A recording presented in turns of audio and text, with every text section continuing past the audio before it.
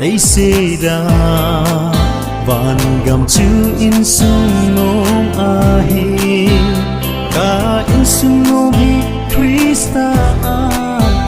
tung ko na hiti ka he in o ka Innsung nom hi Krista ko na hiti ka he nung hay se lên hi ko kamang zi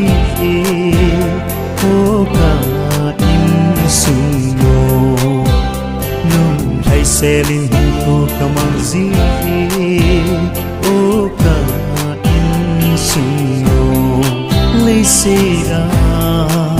Vangam chu Innsung nom ahi